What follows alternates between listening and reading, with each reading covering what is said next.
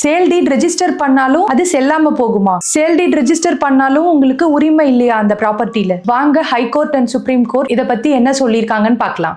Janak Dulari Devi and another versus Kapil Deo Rai and another அப்படிங்கிற கேஸ்ல supreme court ஒரு ஜட்மெண்ட் கொடுத்திருக்காங்க. அதாவது சேல் டீட், ரெஜிஸ்டர்டு சேல் டீடே செல்லாம போகும். எந்தெந்த சிச்சுவேஷன்ல அவங்க ரெஜிஸ்டர் பண்ணப்பட்ட சேல் டீடே செல்லாம போகும் அப்படின்னு சொல்லியிருக்காங்க. அது எந்த மாதிரியான சிச்சுவேஷன்ஸ்னா, இப்போ நீங்க சேல் கன்சிடரேஷன் அமௌண்ட் ஃபுல்லாவே நான் தந்துடுறேன், அதுக்கப்புறமா நான் வந்து பொசஷனுக்கு போறேன் அப்படின்னு உங்க சேல் அக்ரிமெண்ட் அண்ட் சேல் டீட் இது ரெண்டுத்திலயும் மென்ஷன் பண்ணி இருக்கும் பட்சத்துல, அந்த சேல் அமௌண்ட் ஃபுல்லா கொடுக்காத பட்சத்துல கொஞ்சம் அமௌண்ட் இப்ப தந்துட்டு பேலன்ஸ் வந்து சேல் டீட் முடிச்சதுக்கு அப்புறமா தரேன்னு சொல்லிட்டு தராம இருக்கும் பட்சத்துல அந்த சேல் டீட் ரெஜிஸ்ட்ரேஷன் செல்லாது. அது மட்டும் இல்லாம செல்லர் அந்த சேல் டீட் ரெஜிஸ்டர் பண்ணதுக்கான ரிசீப்ட் அண்ட் அந்த ப்ராப்பர்ட்டியோட பொசிஷன் உங்ககிட்ட ஹேண்ட் ஓவர் பண்ணாம இருக்கும் பொழுதும், ஒரிஜினல் டாக்குமெண்ட்ஸ் உங்ககிட்ட சப்மிட் பண்ணாம இருக்கும் பொழுதும் உங்களுக்கு உரிமை மாத்தல அப்படிங்கிறதுக்கு இந்த மாதிரியான விஷயங்களே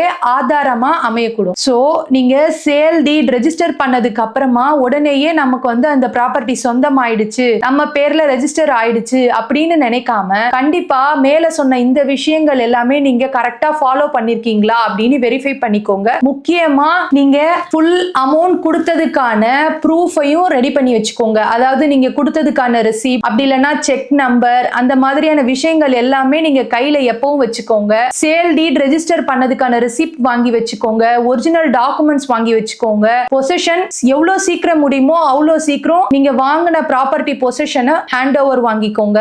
இது எல்லாத்தையும் கரெக்டா ஃபாலோ பண்ணீங்கன்னா மட்டும்தான் சேல் டீட் உங்க பேர்ல ரெஜிஸ்டர் ஆயிருந்தாலும் அது உங்களுடைய ப்ராப்பர்ட்டி. அப்படி இல்லைன்னா அந்த ப்ராப்பர்ட்டியே உங்களது இல்லைன்னு ஆயிடும். நீங்க கவர்மெண்டால ரெஜிஸ்டர் பண்ணப்பட்ட சேல் டீடுமே செல்லாது அப்படின்னு ஆயிடும். சோ இந்த மாதிரியான வீடியோ உங்களுக்கு பிடிச்சிருந்ததுன்னா ஃப்ரெண்ட்ஸ் அண்ட் ஃபேமிலி கூட ஷேர் பண்ணிக்கோங்க.